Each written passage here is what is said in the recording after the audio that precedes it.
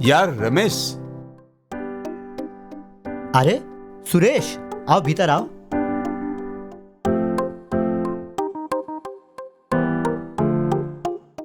का यार, कैसन बारे तू? हाँ हम ठीक बानी यार। का भइल यार, अचानक यहाँ कैसे?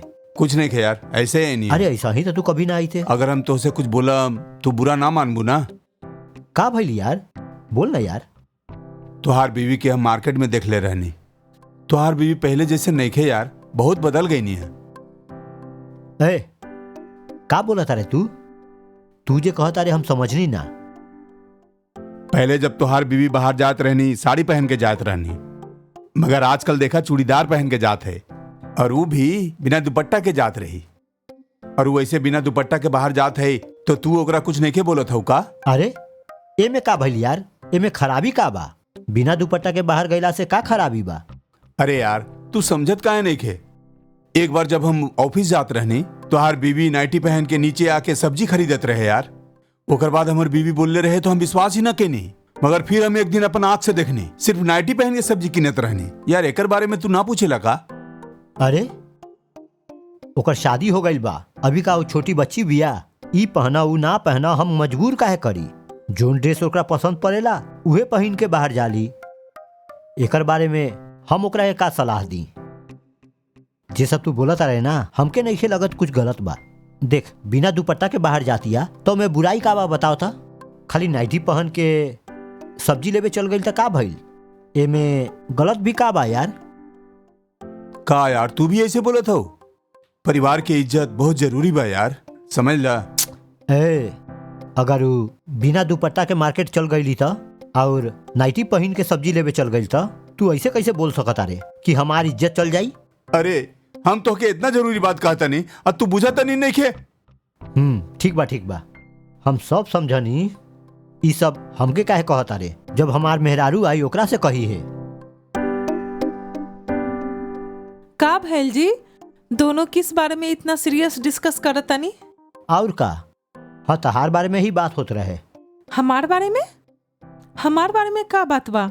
तू मार्केट में दुपट्टा ना पहन के और चूड़ीदार पहन के चल जालू ना, और नाइटी पहन के तू सब्जी लेवे चल जालू ना। ई तहार बहुत बड़का गलती बा। वही खातिर हमार सर कंप्लेन करे आइल बारन। इनका के तारा सीधा बोलल अच्छा ना लगी ना, वही से हमके बतावे आइल बारन।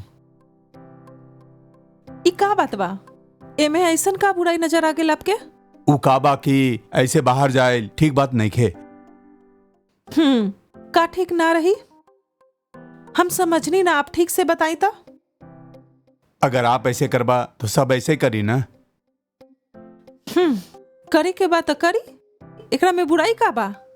ना जी, रोड पर सब आपके गलत नजर से देखी ना। के कौन देखी हमके? मर्द लोग ही ना। ठीक कहनी ना हम? जवाब दी। हाँ जी। एकरा में गलती ही का बा? हम दुपट्टा के बगैर बाहर जाने ई गलती बा, या फिर वो गलत नजर से देखे वाला मर्द गलत बा? जवाब दी। उ काबा की कैसन जगह पे कैसन कपड़ा पहने के चाहिए ये बहुत अच्छा से मालूम बा। आप हमके पाठ पढ़ाई के कोशिश मत करी।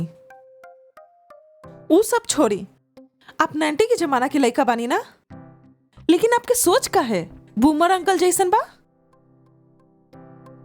आज के जनरेशन वाला युवा तो ऐसा ही कपड़ा पहनेला ना।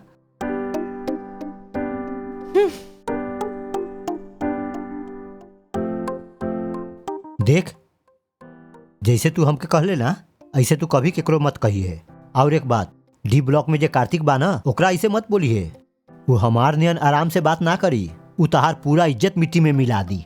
ई सब जरूरी बा का? ठीक बा यार, तुम घर जाते नहीं।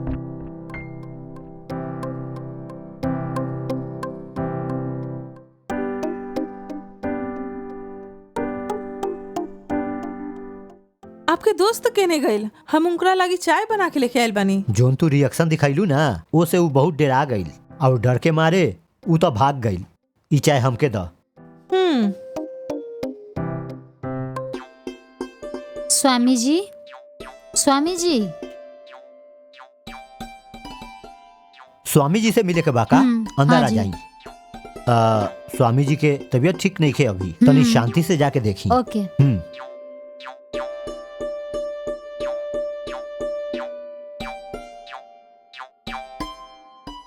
नमस्ते स्वामी जी। क्यों जी, आप नीचे काहे बैठल बानू? आप बहुत बड़ा स्वामी जी बानी, यही खातिर आप ऊपर बैठल बानी। हम एक साधारण औरत बानी, यही वजह से हम नीचे बैठल बानी। आप हुआ से उठ के सोफा पर आके बैठी। हम आपके आदर देवल चाहतनी, यही से हम नीचे बैठल बानी। अगर यहाँ पर हमसे कोई मिले आई तो हम ओके नीचे बैठे ना देम। आप सबसे पहले सोफा पर आके बैठी। वो ठीक बात ना हुई स्वामी जी, हम नीचे ही बैठम। अच्छा तो हम भी जमीन पर बैठा था, नहीं ठीक बात? अरे रे ना स्वामी जी, हम खुद सोफा पे बैठ जाता नहीं। अब बोली तो हर समस्या का बा? स्वामी जी, हमर शादी होके 5 साल हो गईल बा, लेकिन बच्चा नइखे भइल। घर में हमर सास, हमार पति बच्चा नइखे बोल के रोज डांटेलन। स्वामी जी, आपके ही हमके बच्चा होए के वरदान देवे पड़ी। अगर बच्चा ना पैदा भइल तो कोनो अनाथ आश्रम जाके कोनो बच्चा के गोद लेला। ओकर कोनो चांस नहीं कि स्वामी जी, ये सब बात खातिर हमर पति जी ना मानी। उनकरा के एक बार यहाँ लेके आवा, हम उनकरा से बात कर ले। ना स्वामी जी, हमर पति यहाँ पे ना आई हन। आपके ही कैसे भी हमके बच्चा के वरदान दे पड़ी स्वामी जी। ना ना, सुना बेटी, तू अपन पति के साथ अच्छा हॉस्पिटल में जाके वहाँ अच्छा से दोनों ट्रीटमेंट लेला। अगर तू ऐसा करबा तो तू दोनों के सचमुच एगो बढ़िया प्यारा सा बच्चा पैदा होई। ना स्वामी जी, हम उस तरह के अस्पताल नहीं जा सकत। आप ही हमके बच्चा पैदा करे के आशीर्वाद दी। सुना बेटी, हम जो बोला तनी से तुहार समझ में आवता कि ना? वो सब हम समझता नहीं स्वामी जी, लेकिन अस्पताल जाए भी नहीं हमके बच्चा पैदा करे के बा। वो का है, पहले तू दोनों के एगो अच्छा हॉस्पिटल में जाए के बा। ऐसा एगो हॉस्पिटल में आप और आपके पति बदन के चेक करवेबू त केकर प्रॉब्लम बा ये तो बढ़िया से पता चल जाए। केकरा के प्रॉब्लम बा, अगर वो ठीक से ट्रीटमेंट ले ली त जरूर आपके बच्चा पैदा हुई। ये सब छोड़ के हमारे पास आके सब बोले बच्चा चाहिए बच्चा चाहिए। अरे हम डॉक्टर है का? आपसे जरूर ही काम हो सकेला। अगर आप हमके आशीर्वाद देम तो जरूर हमार बच्चा पैदा हुई। अरे सुना, अब तू पागल हो गया का? हम इतना देरी से जो इतना सा बोल रहनी है, तू समझ रहनु कि ना? हमके सब समझ में आता स्वामी जी, आप काहे इतना टेंशन लेता नहीं? देखा ना, पूरा बात समझ गई नहीं बोल के फिर वही बात रिपीट करके काहे बोला था तू? अरे भगवान, सुना, हाँ, स्वामी जी। फटाफट बीपी वाला टैबलेट ला के दा। लावा न तानी तो स्वामी इनकर जी। बात सुन के बीपी हाई हो अरे, अरे, अभी, अभी, स्वामी जी। हमसे नहीं क्या होता। हैली स्वामी जी, दे आपके दे। दवाई।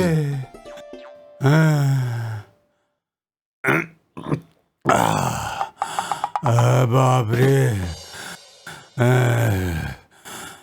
स्वामी जी, हमके बच्चा पैदा करे खातिर आशीर्वाद कर दे। तू यहाँ से अभी तक गेलू ना कहा? अरे जी स्वामी जी। वो सुपारी लेके आवा। अरे कैसे ना सुनिए कर, अभी बात हड्डी करने तोड़े गुस्सा के काहे पड़ी। होता नहीं? अरे रुका अरे रुका स्वामी रुका जी, हमके मार दिया, रुका अब से रुका यहाँ ना रुक आएंगे। जाता नहीं। हम पकड़ के हम तोहरा के हम बताओ।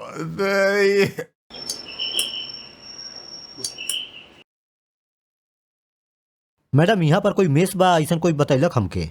हाँ, यही हमेश। आपके का चाहिए बोली? बात ई बा कि हर महीना खाए खातिर आपके मेस में कितना पैसा लागी ये पूछे के रहे। पहले हमारे खाना के टेस्ट करके देखी ना, अंदर आई। ठीक बा, बतानी। हाँ, आई आई आई बैठी। तो बोली सर का खाएम? का बा हमके बताई। सिर्फ इडली बा। इडली? ठीक बा, 2 इडली दे दी। सुमी, सर लागी 2 इडली लेके आओ। हाँ ठीक बा मम्मी। फिर बोली सर आप कहाँ के रहे वाला बानी? हम कानपुर के रहे वाला हई। कानपुर? हाँ। हम भी कानपुर के रहे वाला बहुत बानी। अच्छा, आप भी कानपुर के ए, हैं? सर। हाँ, कानपुर में कहाँ? कानपुर के पास में एक छोटा सा गांव बाजी।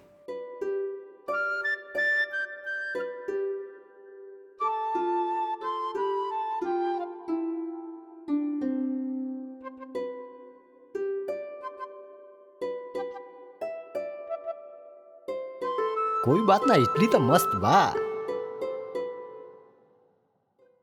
खा लेनी? हाँ, खा लेनी। और 2 इडली दी का? ना ना ना चाहिए। काहे? इडली अच्छा नहीं बना? हाँ हाँ, बहुत अच्छा रहे। सुमी, हाँ? और 2 इडली लेके आवा ना। हाँ ठीक बा मम्मी।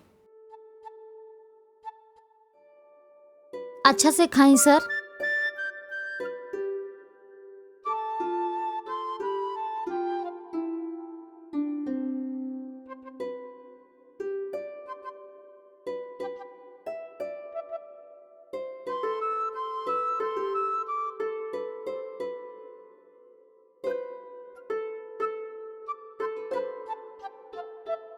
ओके, अब खाए खातिर मंथली कितना देबे के होखी? हमनी के मेस के खाना बहुत टेस्टी होला। हमारा मेस बहुत फेमस बा। महीना में सिर्फ 6,000 लगी।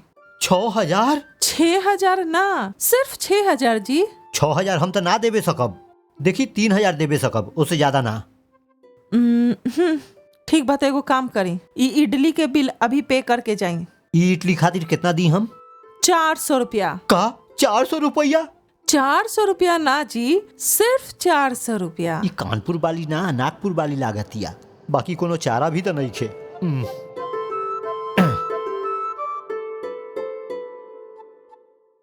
500 रुपया, 100 रुपया छुट्टा नहीं खे हमरा पास। और हमारे पास भी खुदरा नहीं खे, सबके सब 500 रुपया के नोट बा। 100 रुपया आपके छुट्टा देवे के बदले एक और इडली दे दे तनी। सुमी, हाँ सर लागी एगो इडली लेके फिर आवो।